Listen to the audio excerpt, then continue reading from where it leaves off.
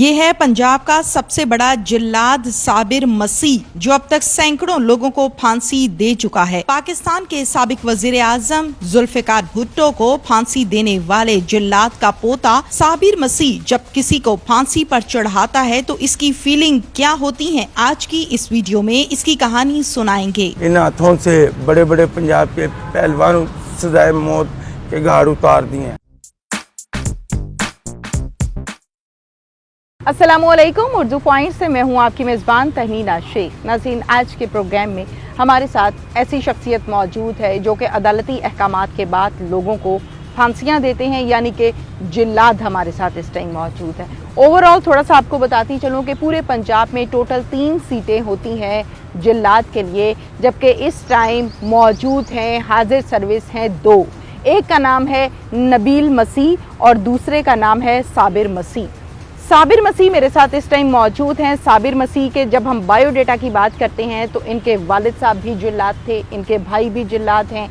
इनके आगे जब हम बात करते हैं दादा से तो वो भी जिल्लाद थे और साबिर खुद भी जिल्लाद है। साबिर की ज़िंदगी कैसी है, साबिर कब से काम कर रहा है, ये सारी डिटेल्स आज हम साबिर से लेंगे। अस्सलाम वालेकुम साबिर। वालेकुम सलाम। सबसे पहले तो साबिर ये बताओ मुझे कि कितना अरसा हो गया है ये नौकरी करते हुए?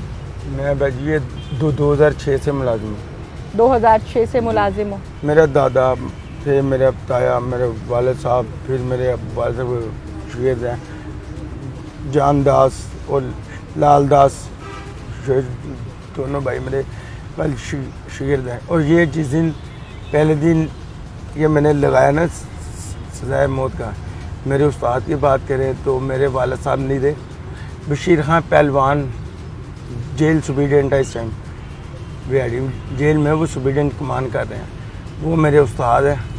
ठीक है, जब ये 2006 में वो कोट लगभग सेंटर जेल में लैन अफसर थे, एक लैन अफसर की वो ड्यूटी पे ना तैनात थे उस टाइम। 29 तारीख को 2006 7वां महीना तो 29 तारीख थी। उस दिन जो था ना सजाए मौत का मुलजम, वो था अपना बैंक टिकट था, वो बैंक टिकटी में मुलजम मारे हुए थे।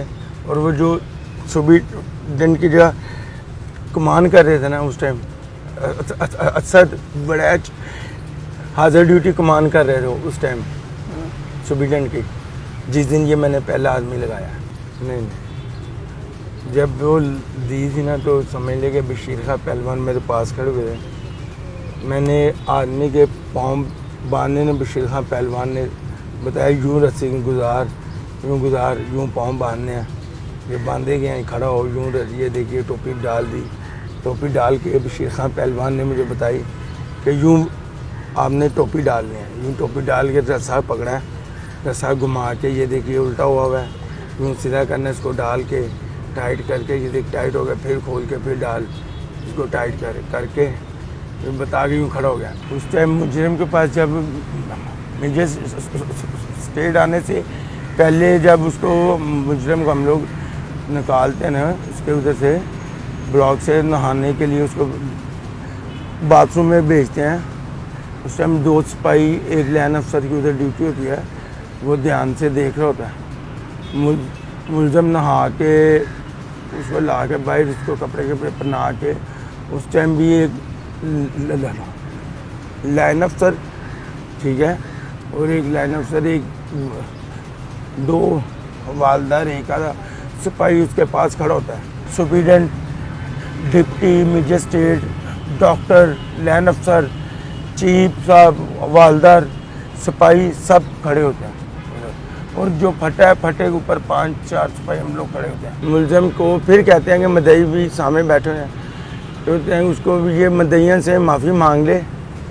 सुपरिटेंडेंट खुद भी उठ के मदइयों को बोलते हैं कि भाई कोई गुंजाइश, कोई पैसों की कमी पेशी है तो फिर भी कर लें, माफ़ कर दें। वो जब मदई मुलजम को माफ़ नहीं ना करते तो फिर हम लोग उसके पाँव पे बांधना शुरू करते, उसके मुंह पे टोपी और रस्सा डाल के फिर उसको क्या ओके करते हैं। जब उसके मुंह पे टोपी डालते वक्त भी सुपरिटेंडेंट मालिक उनको कहता है मदइयों को कि जो 302 के मुलजम हैं उनके मदई को बोलते हैं कि सुपरिटेंडेंट तो कोई 2, 4, 5 लाख का है, कोई कमी पेशी है तो वो करके सुलह कर लें, वो हम लोग कर देते हैं जेल से अंदर से मुकम्मल जम अपनी तरफ से। साबिर मसीह, ये बताएं कि जब आप लोग फांसी देते हैं उस टाइम मुजरिम की कैफियत क्या होती है? क्या कभी उसके चीखने, पुकारने, आहें, सिसकियां, रोने और धोने पर तरस भी आया है? वो मुलज़म ने जब किया ना, जिसने किया था वो रोता नहीं रोता नहीं वो जिसने किया होता, तो उसने रोना भी है ना, तो फिर भी उसने फटे पे आना है। तो जो तर्स की बात है ना, वो मैंने तो नहीं किया, जब वो डिप्टी साहब ने तो नहीं किया, जब लाइन अफसर ने तो नहीं किया तो इस मुलज़म ने हुआ ना मारा है, उसने आना ही आना है। वो तरस वो आप जो कह रहे हो कि तरस वो जो फट जाता है, ये मुलज़म की गलती होती है। ये हिलते हैं, इनको जब टोपी पहना के रस्सा टाइट किया जाता है ना, पाँव बांध के, इनको कहा जाता है अब हिलना नहीं, जो बोलना है अब बोलना नहीं, जो पढ़ना है दिल में पढ़ना, अपने दिल में पढ़ना है। इसको डिप्टी साहब वो मुलज़म को भी कह रहे होते हैं, लाइन अफसर, मैंने नहीं कहना। और ये जो आप समझते हो ना कि हम उसके कान में पता नहीं क्या कहते हैं मुलज़म के, कि काफ़ी ज़्यादा मीडिया वालों को इस चीज़ का है कि हम लोग पता नहीं क्या उसके कान में कहते हैं। डिप्टी साहब जहाँ जो सदाए मौत देता है जिलाद, वो कहता है उसको कुछ भी नहीं हम कान में कहते, उसको ये चीज़ कहते हैं कि भाई अब तूने हिलना नहीं है, अब तूने जो पढ़ना है अपने दिल में पढ़ना है। उसको वो डिप्टी साहब ये सब कहते हैं। ये वो जो फिर भी उसको जब रस्सा टाइट किया ना, मोढ़े पे रखा है, तो वो फिर भी वो हिलता है यूं करके।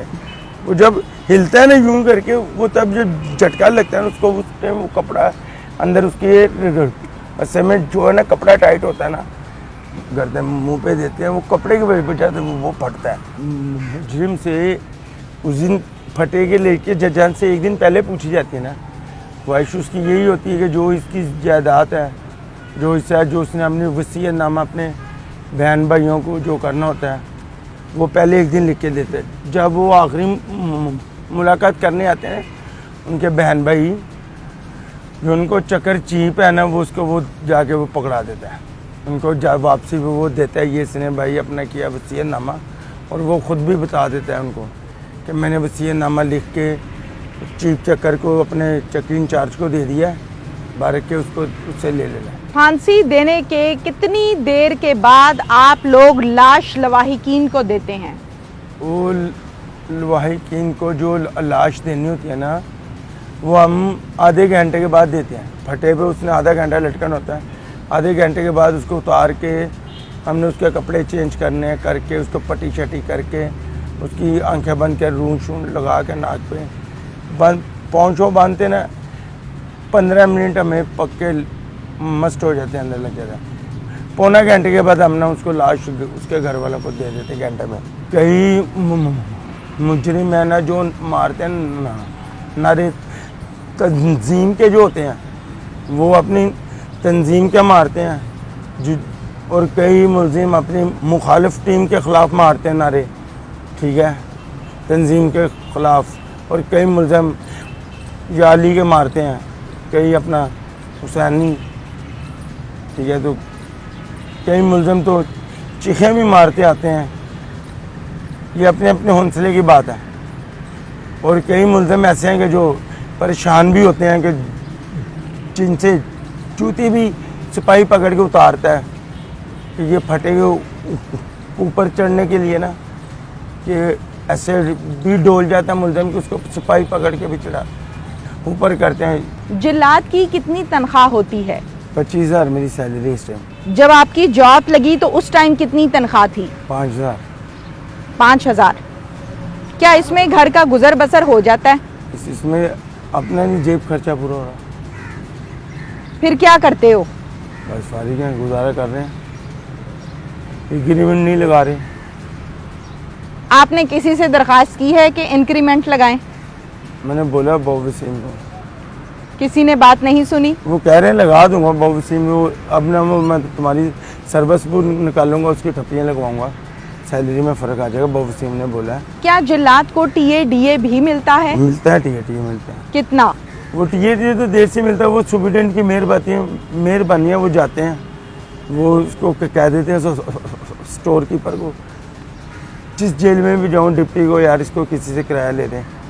तो ये तो मारा इसने अपनी जेब में से लगा के, ये कौन सा जाती दवा, इसको फॉरेन सुप्रिटेंडेंट ने दिया, तो वो मेहरबानी वो दे देते हैं। ये 2015 में 2016 में ऐसे ऐसे नामवर आदमी लगाए हैं मैंने। लाहौर में स्टेडियम के ऊपर हमला हुआ था जब स्टेडियम पे, ये श्रीलंका की टीम पे, उसके भी जो सहूलतकार थे डॉक्टर सुमान मेहरबान, शीश नांग वारा, ठीक है, ये भी नामवर शख्सियत है। छोटू गैंग, वो छोटू गैंग का सदर जो वो, उसके बाद में ये जो 2016 में ये दूसरा महीना 29 तारीख का 5 साल में एक ही दफ़ा आता है, ठीक है ना, तो आपको भी पता है, तो आप भी ये 6 महीने के बाद वो वैसे ही आने वाला है, 8 महीने में, 8 महीने के बाद वो वैसे ही तारीख आने वाली है, वो 29 तारीख 2016 फिर 2022। वो कौन कौन सी नामवर शख्सियात हैं जिनको आपने अपने हाथ से फांसी दी? अब मैंने तो पंजाब के सारे सूबों में लगाई हुई है, कई, कोई 2-4 नाम बता दें। ये 2007 में जो लगाया हुआ है, 2007 में सबसे नामवर पार्टी थी ये साना भट्ट गुजरात वाले, जिसके कम से कम 11 स्टे थे, 11 स्टे, 1 2 4 5 स्टे ज़्यादा से ज़्यादा थे। साना भट्ट के 2006 में 7 में लगा था ये, दूसरे महीने के 28 तारीख को गुजरात जेल में। और उस दिन जिस दिन ये साना भट्ट लगा ना, 3 दिन से बारिश हो रही थी, और सुप्रिटेंडेंट साहब ने भी आके, मुलजम के डिप्टी साहब ने, हमने आगे सुप्रिटेंडेंट बैठ के हैं, इसके पाँव बांध, इसके मुंह पे टोपी डाल दी, रस्सा डालने लगे, तो सुप्रिटेंडेंट ने उठ के सीट से पूछा कि 1 मिनट ठहरो, इसका रस्सा उतारो, मुंह से टोपी उतार के दिखाओ, ये साना भट्ट उर्फ बहुत चुहियों वाला ही है। उस दिन मेरी सेंचुरी थी, वो 2007 में दूसरे महीने की 28 तारीख को मेरी सेंचुरी थी। वो उस दिन वो अखबार में गुजरात के हैं व्हाट्सएप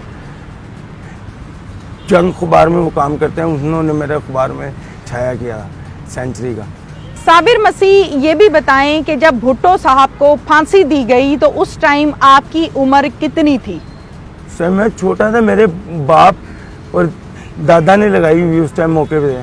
मेरे बाप बताते हैं कि सादिक मसीह साहब हैं जो, वो बताते हैं कि कहते हैं कि जब मुझे 8 दिन हो गए हुए थे, उधर रह रहे थे, जुल्फ़िकार भुट्टो को जब लेके गया, तो मैं तो जब था ही नहीं, छोटा था। जब ये जुल्फ़िकार भुट्टो लगा ना, तब तो मैं छोटा था। तो मेरे जो दादा ना, ये उसके जुल्फ़िकार भुट्टो के लगाने के बाद में इनकी हुई है डेथ। ये तो कई कहते हैं ना कि ये जुल्फ़िकार भुट्टो को लगाने के बाद उसी टाइम मार दिया जी, बाद में कुछ दिनों के बाद। नहीं ये अपनी मौत जान में मरे। इन हाथों से बड़े बड़े पंजाब के पहलवानों सजाए मौत के घाट उतार दिए हैं, ठीक है। तो मज़ीद मेरा ये मैसेज है 302 के मुलज़म को कि आगे मज़ीद बच्चों को कि यार बचो, ये बदमाशी में कुछ नहीं है।